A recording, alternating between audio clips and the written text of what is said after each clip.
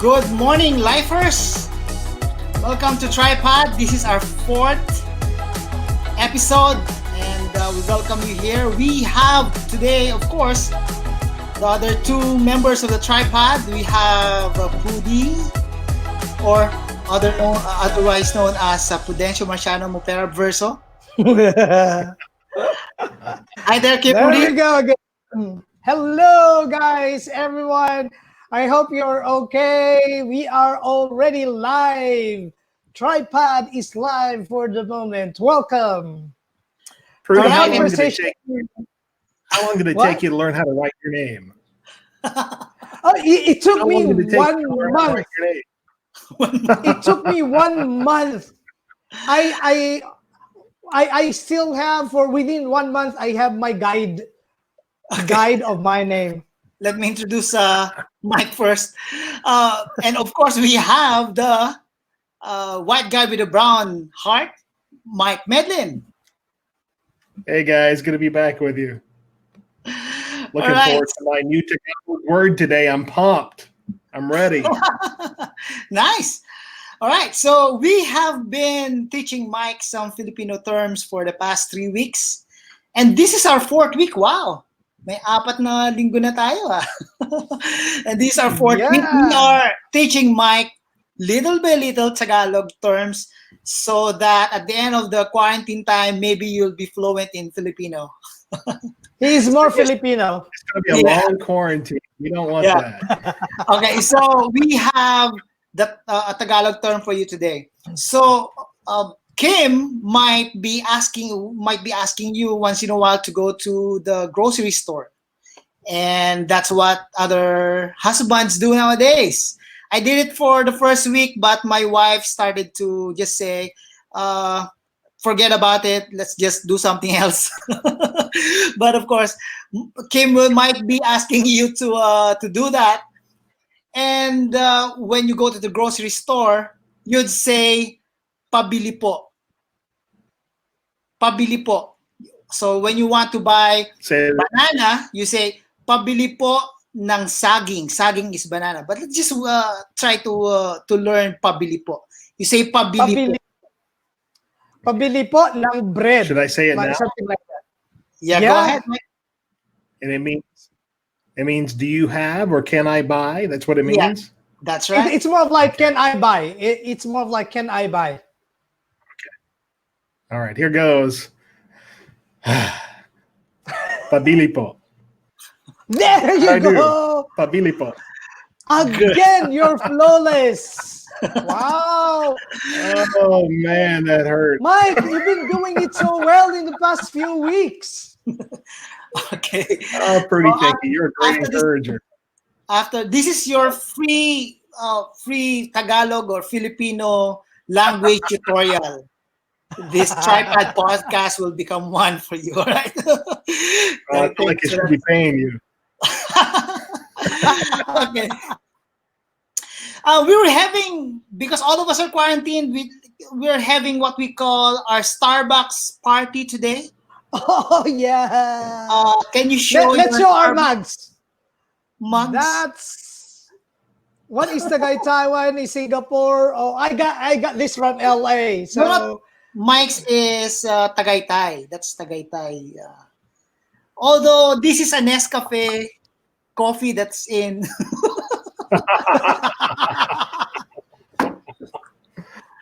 Mine is tea. I just feel like I just feel like we're having Starbucks together while having some discussions. So, well, thank you guys for being here with us today. For those of you who are watching, and for those of you who are listening to our podcast, thank you for staying by. Thank you for choosing to join us this morning. Now, the reason why we're doing this is because we feel like one way or another we can reach out to you, and maybe you have some things that are that you are processing on your own during this quarantine time, and you know it's hard when you have that that process on your own. And so we feel like there are some issues that we can talk about, and we feel like one way or another the three of us can join hands, join together, bring our minds together, those very intelligent minds. I don't know. hoping that we are really intelligent. We can provide some intelligent solutions to your problems.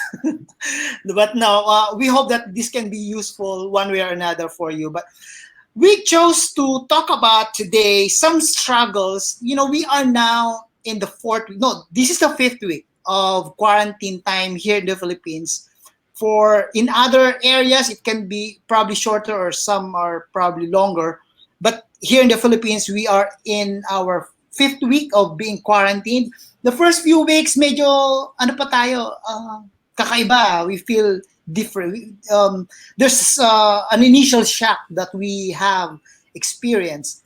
But as the weeks come along, we are now feeling different. There probably are some struggles that are magnified because of this quarantine time, and we know that some of you are experiencing this right now, and so we thought maybe we can talk about that. Uh, we can try to offer some help or some thoughts. Maybe you're also, all of us here, the three of us, maybe we're also struggling and we would like to share with you our own struggles. Mhm. So you can relate with us because all of us are in the same boat. So guys, maybe you've been hearing things around, maybe you're talking to friends, maybe you are seeing this on Facebook, on social media. People are struggling during quarantine time.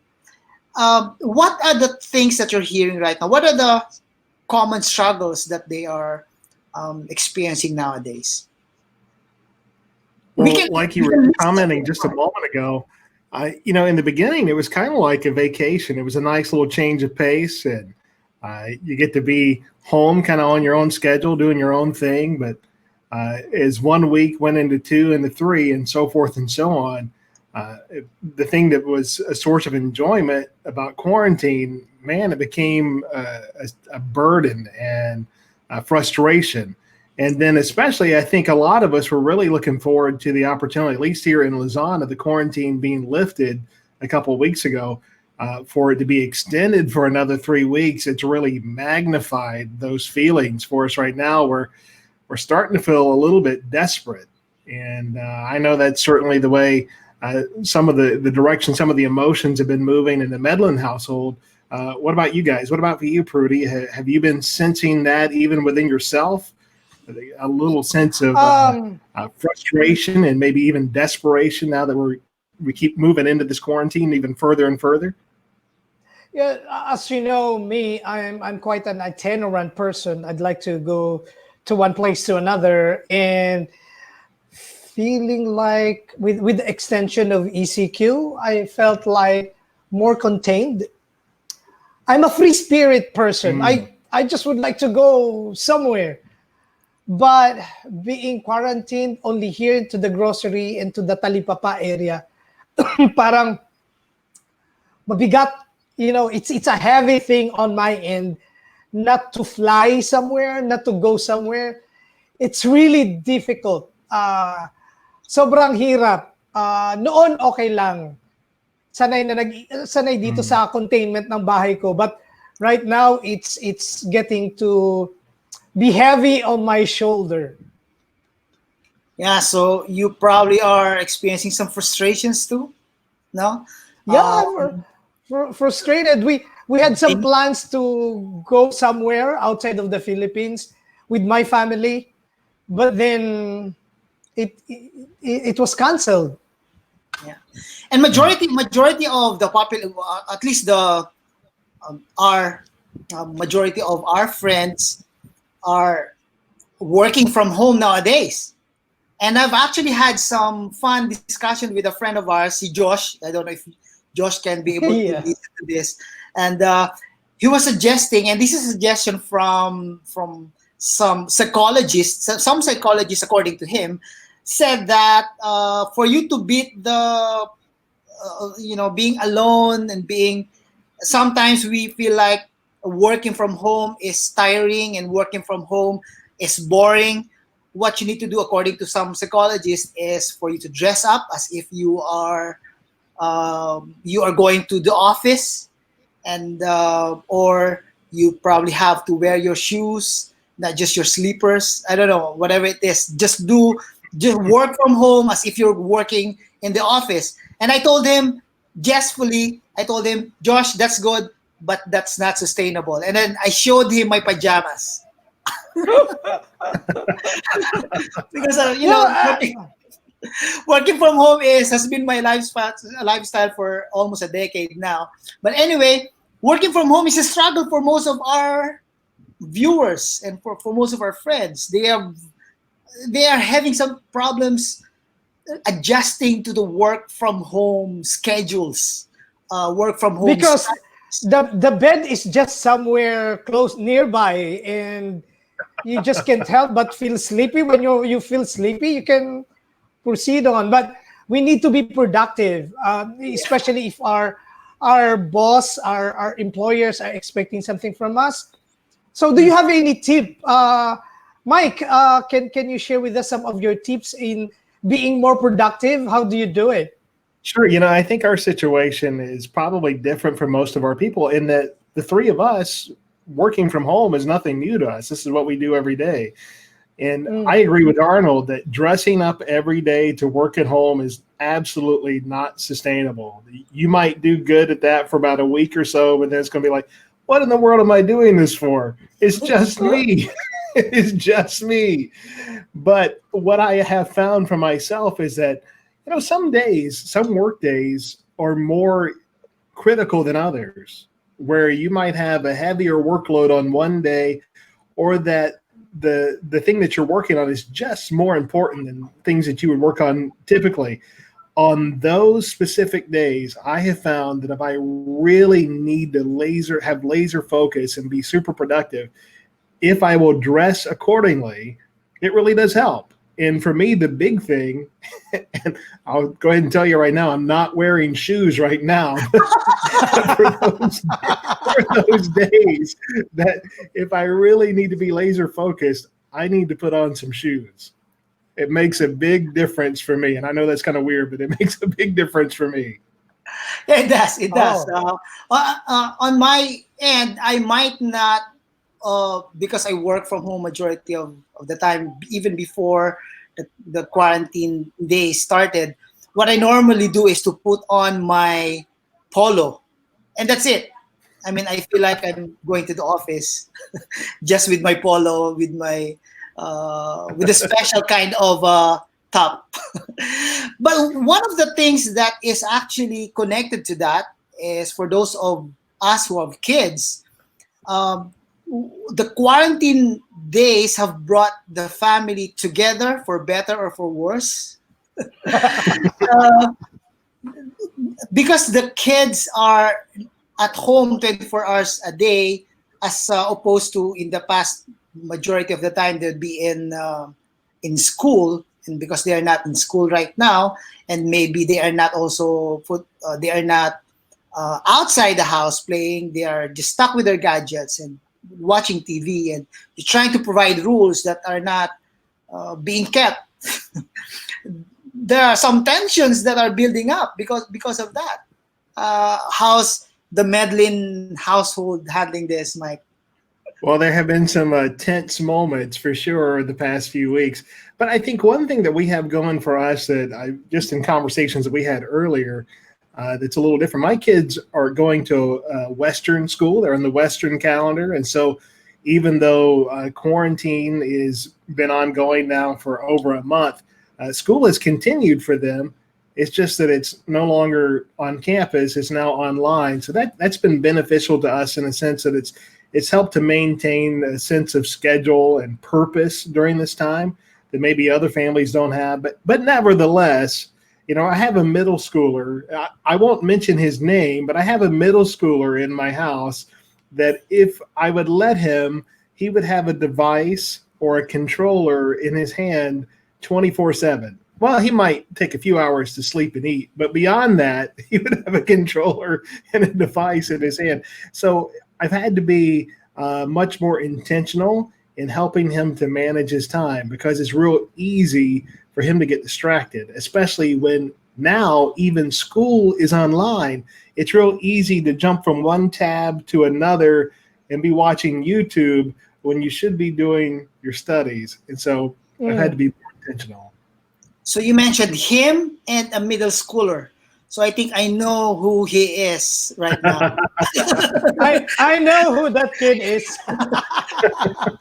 How about the younger ones? You know, the younger ones are more.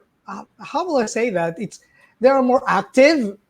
How Yeah. do they affect your work right now that they are normally home? Well, they both understand that they're, even at their young age, that dad works from home, and that there are a certain amount of activity that I need to do during the day. Nevertheless, they still come, and I try to be as polite and gentle with them as I can. But be honest, I get frustrated too, and have to shoo them away. But just managing that as best as we possibly can. That's the best I can get for that. They're doing okay. They like to go and play outside. They're still at that young age where they like to run around with their friends. But there's none of that to be had right now. So you have to kind to have extra grace during this season, and just be aware that things are going to be different. You have to make special allowances during this time, and then try to get back to normal when we get on the other side of this. Arnold, you have two teenagers. How do you manage to have teenagers 24/7 being at 24/7 home? Well, Arwen, my 11-year-old, is technically not yet a teenager, but she acts like a 16-year-old kid. So we probably have to, re-qualify her for that. But anyway, yeah, I echo Mike's sentiments. Although, the way, obviously, Mike's mindset, for better or for good, is from a Western perspective. We are coming from a Filipino household perspective, and so you can probably say that we are more authoritarian when it comes to rearing our kids, also for better or for worse. That's where my wife gets it from. Yeah. So we are. That's how I kind of try to manage my kids, but sometimes it doesn't work. Honestly, the kind kids are acting up these days.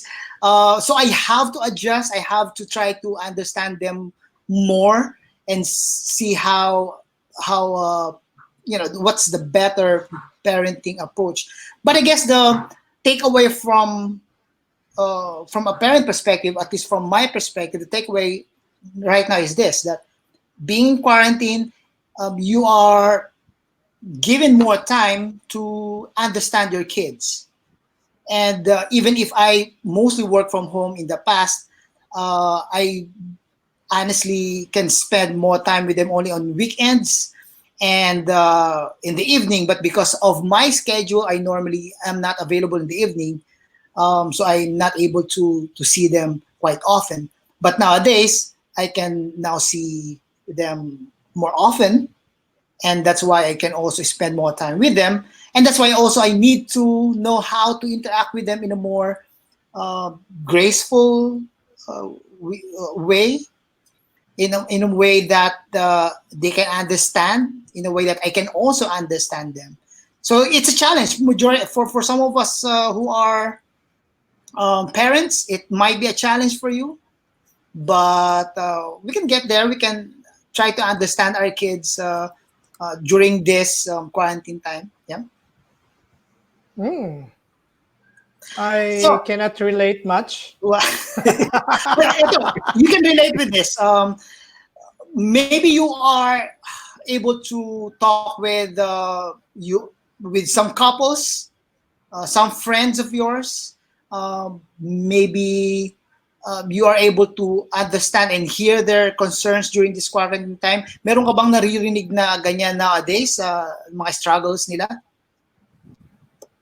Yeah, sa couples, kasi pardon my some Tagalog words, Mike. Kasi ngayon, 'di ba, yung mga mag-asawa dati nagwo-work yung husband, parehong nagwo-work. So ang time nila home is yung kung gabi lang o kaya kung ano yung different schedules nila, may certain period of time na nagkakasama lang sila within their house mismo. Pero ngayon napilitan sila na magkasama within the confinement of their home. So lahat ng kibo ng isa nakikita. Lahat ng ginagawa ng isa nakikita. So yung mga maliliit na irritability, nag-exaggerate. It's the small irritable things are becoming exaggerated or magnified, I should say. Lalo na halimbawa dun sa practice of we are normally using the internet, we are browsing sites, we are looking over into some different pages, whether it be work, pero karamihan mga entertainment natin, ang mga lalaki mas madalas, men normally has the tendency to look into some sites that are sexy, sexual ang mga either Content. images or contents. And I heard of some items, some emotional tensions between husband and wife, that wives are hurt by that. The two of you are the married ones. What can you say about it? Yeah, I'm going to ask Mike about his pastoral advice on how to deal with pornography, for particularly when you are in quarantine time, because they have more time to go through these sites. The temptation is there, but I'd like to talk about the realities that husbands and wives need to understand need to understand each other more. Right? So here's the thing. Here's the reality. It will take time for you to understand your spouse. And when I say it will take time, it will take years. And that's why yung first few years for you will be the hardest years. Yung transitional years yan yung first few years. Now, itong quarantine time na nangyayari sa atin sa ngayon, it accelerates the process. No? The things that you should know from your spouse, now it will take some years to take. No? Ang nangyayari ngayon, it accelerates kasi you are lumped together in one place for 24 hours a day. And so you are now going to be seeing your husband or your wife, and some of this, especially if you're newlywed, there are some attitudes, there's some characteristics, there's some things that you need to see your spouse for a few more years, pero nangyayari na ngayon. And so, yung tension is going to be there. The tension is really going to be there. But at the end of the day, because you're husbands and wives, this is the process that this is an opportunity. You can turn the crisis in your household as an opportunity to really understand each other. This is an opportunity for you. Now that it's being accelerated, now this is the opportunity to learn from each other. Yeah.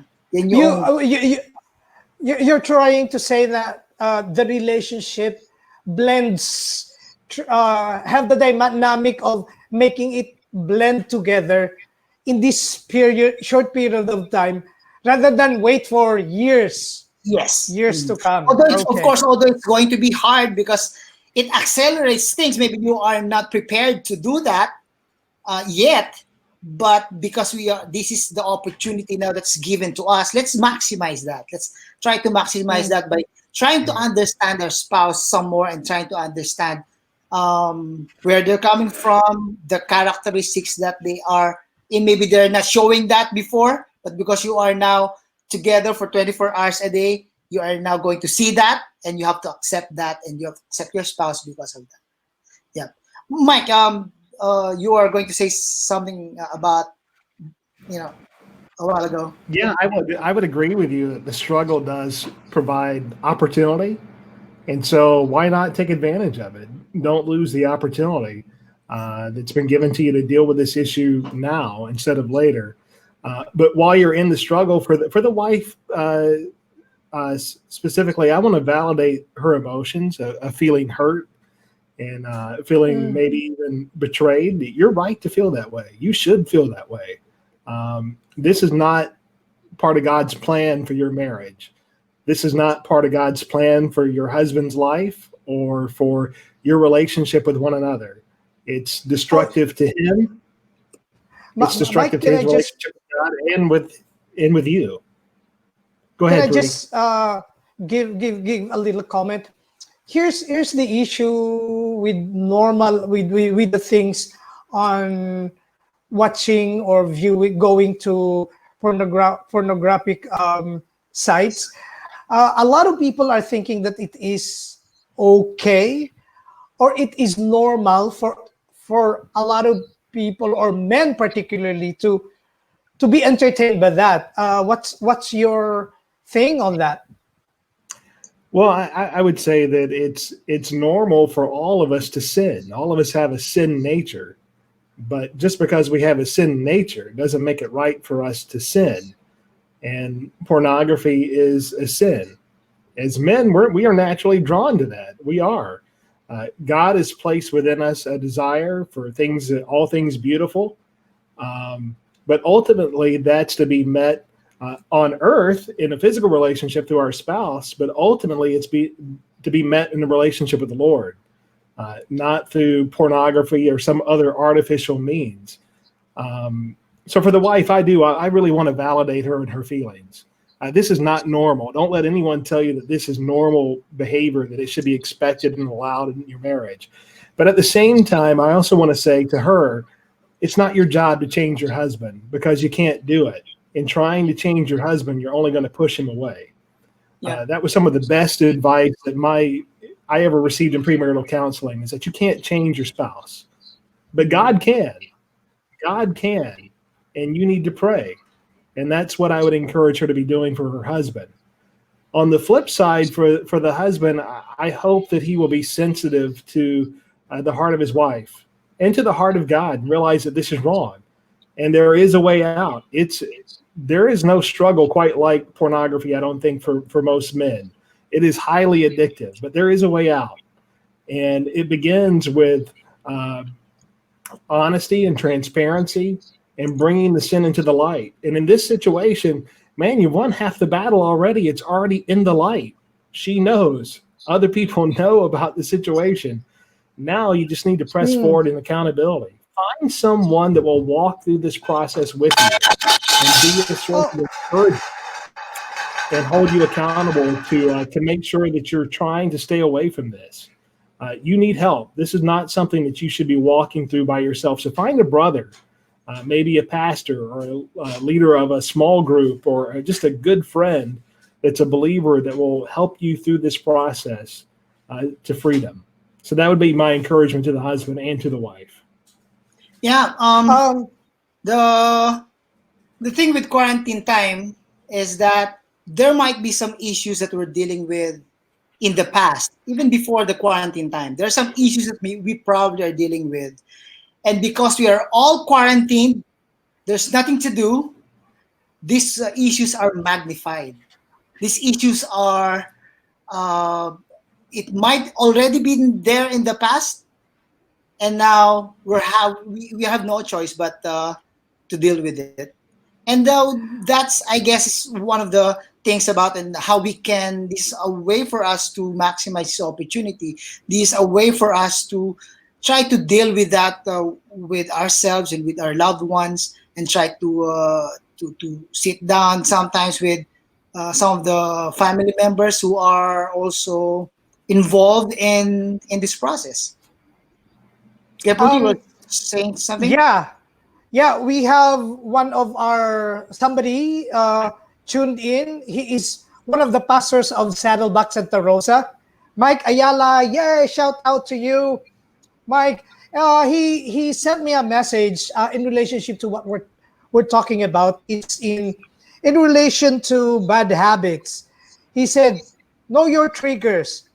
When am I most tempted? Number one, where I am most tempted. Who is with me when I'm most tempted? What temporary benefit do I get if I give in? And how do I feel right before I'm tempted?" Thank you, Mike, Mike Roy Aliala, Mm. for that message. Yeah. So, um, yeah, we talked about four things today, and I hope that our viewers and listeners of our podcast, one way or another, are benefiting from this. We talked about our erratic emotions because of our quarantine time. We talked about working from home and how it's really hard to adjust to that. We talked about our kids, and we're learning a lot from our kids. Our kids are learning a lot from us about us as parents during this quarantine time, and we're also learning about some couples out there that may be having some issues because of being together for 24 hours, which is really supposed to be the best time for us to know each other, but it's not happening for some of them. But again, as I said a while ago, these may be challenging times for all of us, but this is a crisis, and yet we can still make use of this crisis and convert this crisis into an opportunity. It's an opportunity for us to grow. It's an opportunity for all of us to understand each other in the household. It's an opportunity for you to understand yourself and grow in Yeah. your relationship with God. Any last thoughts, Pudi? And then Mike? Here's what I see here.